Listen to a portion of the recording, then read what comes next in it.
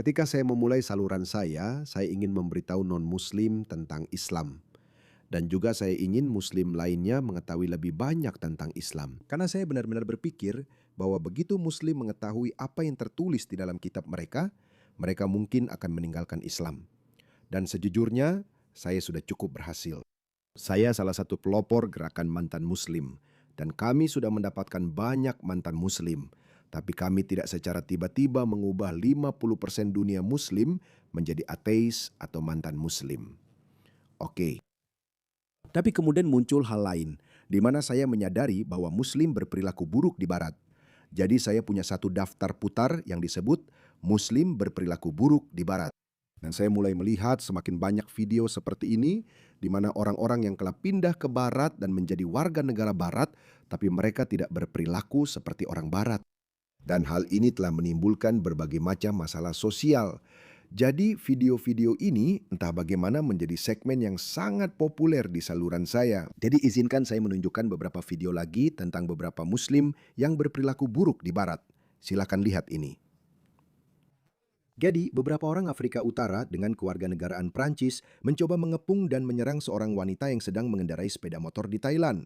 Dan mereka melakukan hal yang sama di Prancis. Kemarin saya merekam sebuah video yang menjijikkan dan mengerikan, di mana para migran Suriah di Paris melecehkan seorang wanita Prancis yang sedang bersepeda. Mereka menyemprotkan sesuatu ke arahnya, saya kira itu air, dengan pistol air. Mereka menyemprotkan air ke arahnya. Lalu ketika dia turun, mereka mencuri sepeda kayunya, dan mereka berteriak-teriak, tertawa, dan mengejeknya, seolah-olah dia itu mengerikan. Jadi ini semakin sering terjadi. Coba lihat ini. Ini adalah video lain tentang orang-orang Prancis keturunan Afrika Utara ini. Orang-orang Eropa baru ini yang tidak berperilaku seperti orang Prancis. Ya, Nona. Ya, Nona. Kamu tahu caranya? Apa nama panggilan kecilmu? Siapa namanya? He, lihat Nona, lihat. Lihat Nona. Temanku mau kamu. Siapa namamu? Menang. Ya, Nona. Kamu tahu caranya? Hei, mau kemana? Ayo, aku punya super vida. Ayo. Belok kiri. Ayo, Nona. Lurus, Nona, lurus. Mereka butuh perlakuan ala Thailand. Dan jangan kaget, kamu tahu, karena beberapa budaya ini memang sangat berbeda. Mereka tidak seperti Barat yang toleran. Jadi mereka bisa membalas dengan cara yang sama. Lihat video lain ini. Wanita Eropa di Mesir ini dikejar oleh Muslim.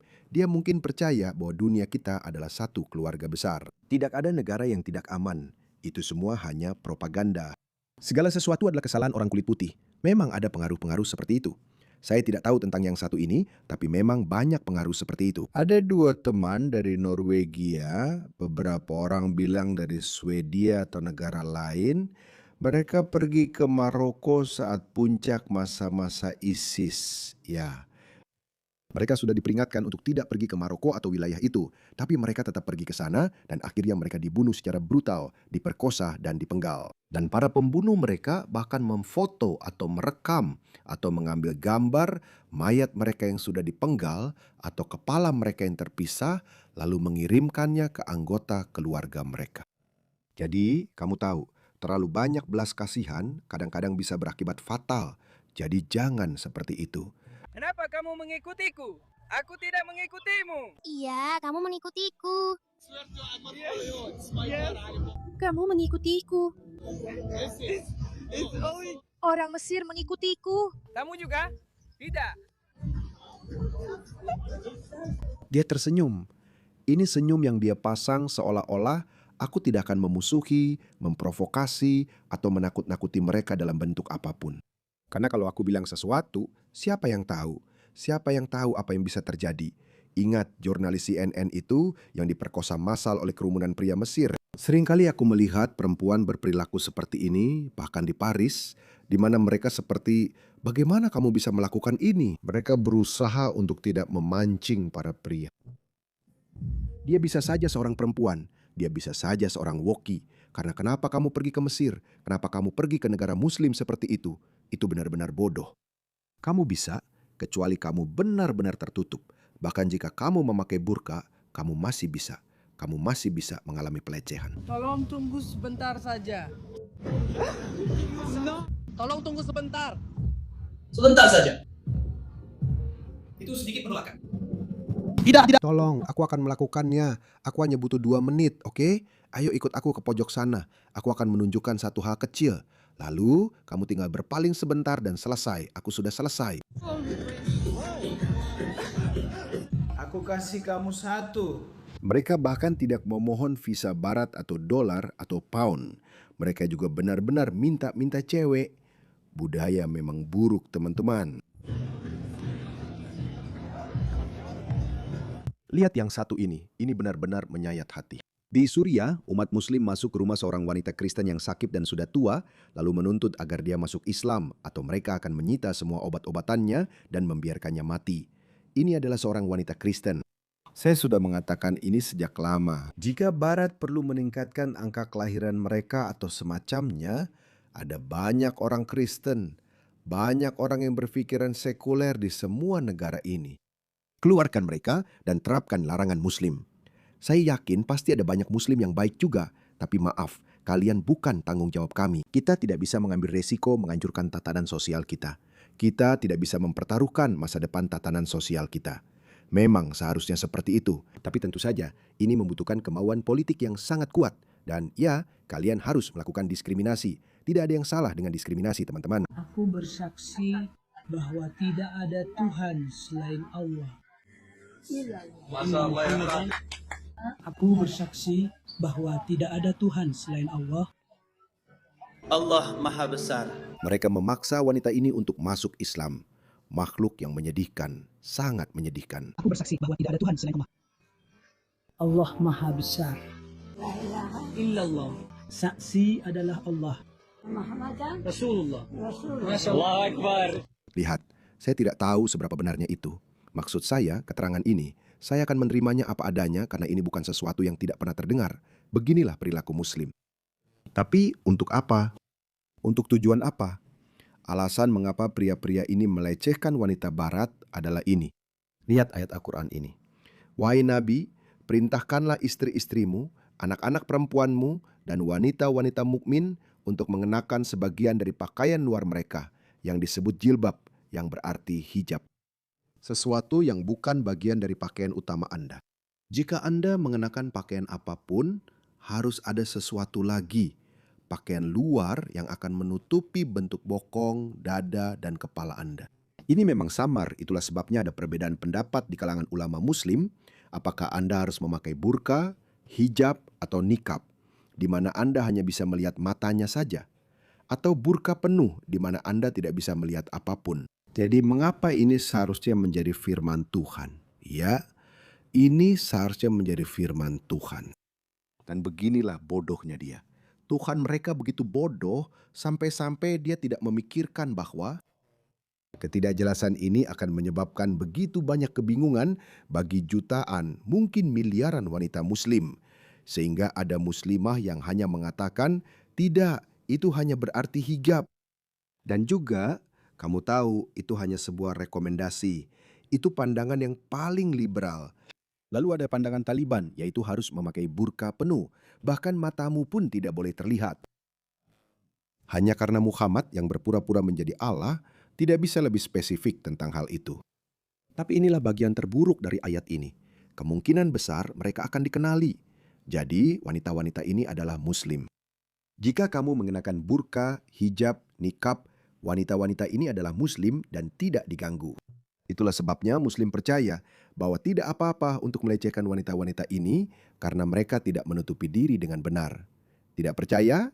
Dengarkan saudara Dragonite. Lihat ini, dengarkan dia. Jika secara hipotetis kamu memperkosa seorang gadis dan membunuhnya, dan jika pengadilan di dunia ini tidak bisa membuktikannya, lalu kamu benar-benar bertobat, apakah Allah akan mengampunimu? Dan kamu bilang kemungkinan besar Allah akan mengampunimu. Dan kamu benar. Jika kamu telah melakukan pemerkosaan dan pembunuhan, dan jika kamu benar-benar bertobat dan meminta ampun, seperti yang saya katakan, kamu benar-benar bertobat dan meminta ampun. Ada 5 kriteria yang diperlukan untuk mendapatkan pengampunan. Yang pertama, jika kamu mengakui apa yang telah kamu lakukan salah, bahwa dosa yang kamu lakukan itu salah, akuilah. Yang kedua, pastikan kamu segera menghentikannya. Yang ketiga, pastikan kamu tidak melakukannya lagi. Segera hentikan berarti kamu tidak akan melakukannya lagi. Maksudku, apaan sih ini? Dia hanya mengada-ada. Memang begitu mereka. Mereka hanya membuat-buat sesuatu seiring berjalannya waktu. Nomor 4 adalah kamu meminta ampun kepada Allah. Jika semua kriterianya terpenuhi, insya Allah saya akan... Dan pada akhirnya dia hanya memberitahumu 4. Padahal dia mulai dengan 5. Nomor 2 dan 3 juga sebenarnya sama saja. Bahkan jika kamu telah melakukan pemerkosaan yang merupakan dosa yang sangat berat. Dan jika kamu telah melakukan pembunuhan, itu adalah dosa besar. Tapi jika kamu benar-benar bertaubat, Allah akan mengampunimu. Seperti yang kita tahu, Allah itu Maha Pengampun. Sekarang, kita masuk ke pertanyaan kedua kamu. Bukankah ini tidak adil bagi gadis yang diperkosa dan dibunuh? Dan saya akan mengatakan tidak. Karena baik orang yang memperkosa sedang menjalani ujian di dunia ini, maupun orang yang diperkosa juga sedang menjalani ujian. Dan izinkan saya menjelaskan kepada Anda bahwa Allah telah memberikan pedoman kepada para wanita bahwa mereka harus berpakaian dengan sopan. Mereka harus menutupi seluruh tubuh mereka, kecuali bagian yang boleh terlihat, yaitu wajah. Sekarang, jika setelah diberikan semua petunjuk ini, dan secara hipotetis, jika gadis itu tidak berpakaian dengan sopan, dia berpakaian tidak senonoh, orang-orang kaya menjadi terangsang, dan pemerkosaan terjadi. Siapa yang menjadi terangsang? Apa yang kamu lihat? Pria-pria itu, pria muslim yang lecehkan itu. Sekarang, saya tidak mengatakan bahwa pria lain, pria non-muslim tidak melecehkan wanita. Mereka juga melakukannya, tapi jelas tidak sebesar itu. Tapi pria-pria muslim ini melakukannya karena pola pikir seperti ini. Ini adalah pola pikir yang sangat umum. Bahkan saya akan memberitahu kamu, berita ini sudah mendunia kemana-mana. Ya, jadi inilah dia. Jadi ada seorang wanita Prancis Pakistan yang tumbuh besar di Prancis, dan dia punya anak-anak. Lalu dia merasa bahwa masyarakat Prancis tidak cukup Islami. Jadi dia membawa anak-anaknya kembali ke Pakistan untuk membesarkan mereka di masyarakat yang lebih Islami. Sayangnya, sebuah mobil mogok di jalan tol dan dia diperkosa secara beramai-ramai oleh sekelompok pria, oleh bandit di depan anak-anaknya. Itu terjadi beberapa tahun yang lalu. Kamu tahu apa yang dikatakan petugas polisi saat itu? Sehari setelah serangan itu, seorang pejabat polisi senior di Lahore, Umar Sheikh, Lahore bukanlah desa terpencil, itu adalah salah satu kota paling kosmopolitan di Pakistan menurut standar Pakistan, muncul di depan media dan menyiratkan bahwa wanita tersebut sebagian bertanggung jawab atas kejadian itu. Dia mempertanyakan mengapa dia tidak mengambil jalan yang lebih ramai, mengingat dia sendirian bersama anak-anaknya yang masih kecil. Tapi kamu tahu, di sana juga ada beberapa orang progresif dan liberal kiri yang langsung bereaksi, dan mereka menyerangnya karena mengatakan hal itu, lalu dia pun meminta maaf. Jadi itu terjadi beberapa tahun yang lalu. Dan kabar baiknya adalah Mahkamah Agung atau Pengadilan Tinggi Pakistan, mereka baru saja mengumumkan hukuman mati bagi para pemerkosa. Saya pikir itulah yang kita butuhkan di Barat. Tapi maksud saya secara keseluruhan, inilah bagaimana sangat umum bagi Muslim untuk menyalahkan korban. Alih-alih menyalahkan pemerkosa, mereka justru menyalahkan panjang rok atau pakaian atau keadaan si wanita. Sekarang, saya mengerti ada beberapa kenyataan, oke? Ada beberapa kenyataan. Saya tidak suka pandangan dunia yang serba woke, kiri, liberal, dan feminis seperti ini. Bahwa tidak, saya harus bisa berjalan telanjang dan tidak ada yang boleh melihat saya. Dalam masyarakat yang sempurna, memang seharusnya seperti itu. Saya juga seharusnya tidak pergi ke lingkungan miskin dengan memakai perhiasan mencolok. Saya seharusnya bisa, tapi saya tidak seharusnya melakukannya karena ada tanggung jawab pribadi. Anda juga harus mengambil sebagian tanggung jawab.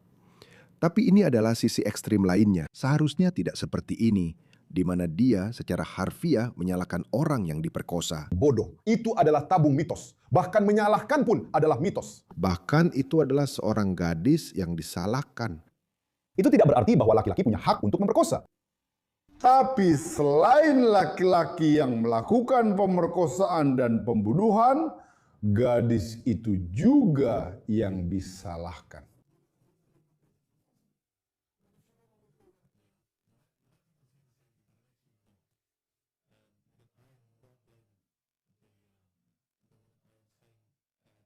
It's called survival instincts. You should be, for example, if I were a woman, if I were a woman in Australia, well, Tapi di Australia, saya bisa berjalan-jalan dengan pakaian barat, tapi tidak di Bankstown, tidak di Lake Lakemba, dan kamu tidak melihat mereka di sana karena alasan yang jelas, karena alasan yang sudah jelas.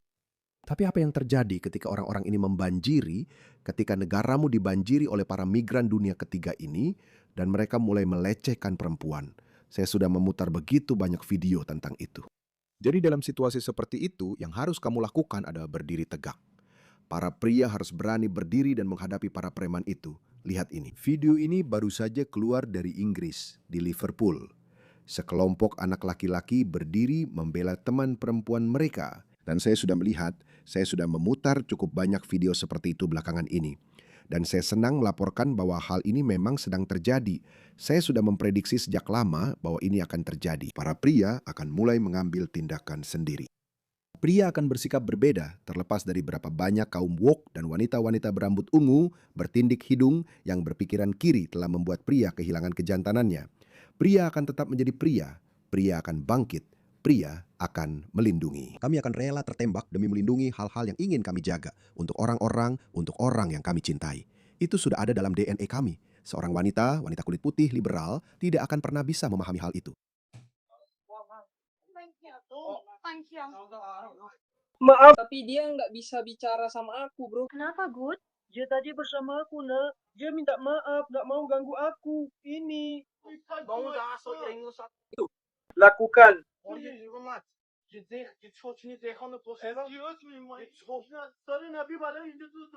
Dia lari pergi. Aku tidak main-main. Aku bekerja seperti orang bodoh. Aku tidak main-main. Aku tidak main-main. Aku tidak main. Aku tidak main-main. Ada dua masalah.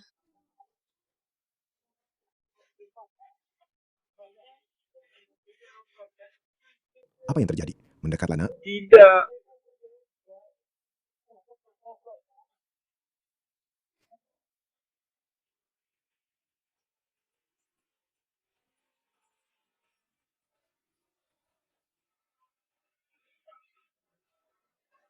Aku tidak tahu apa yang terjadi. Cepatlah. Jadi pokoknya mereka menghadapi mereka. Bilang ke ayahmu, aku akan menelponnya setelah turun dari bus. Bilang ke ayahmu, aku akan menelponnya setelah turun. Bilang begitu. Bilang begitu. Kamu harus pergi. Turun dari bus. Kamu harus pergi. Katakan pada ayahmu, ya ampun, apakah itu putranya yang masih kecil? Tapi jelas dia berumur 14 tahun. 15, pria itu ingin kamu turun dari bus, kamu tahu? Tidak. Bahasa Inggris, tidak. Aku pernah melihat video yang lebih bagus, tapi kerja bagus teman-teman, kerja bagus. Berdiri. Berdiri teman-teman, kita harus mulai berdiri. Lihat, Islam adalah ideologi asing. Itu tidak cocok di barat. Kita tidak perlu minta maaf. Kita tidak perlu berbasa-basi. Kita tidak harus mengatakan Islamisme, Islam radikal. Tidak, itulah maksudku, bahasa itu berkembang. Retorika berkembang. Bahkan nada bicaranya pun berkembang, dan itu tidak masalah sama sekali. 15 tahun yang lalu, kita akan mengatakan Islam radikal, Islam ekstremis, Islamis. Sekarang kita mengatakan Islam, dan bukan hanya Islam. Anda tidak bisa hanya berbicara tentang Islam tanpa Muslim. Muslim adalah pembawa obor Islam. Muhammad adalah Islamis terbesar yang pernah hidup. Jadi jika Muhammad itu baik, yang merupakan panutan terbaik bagi Muslim, maka tentu saja Muslim akan mengikuti Muhammad. Islam tidak cocok di barat. Kita bisa mengatakan itu dengan serius.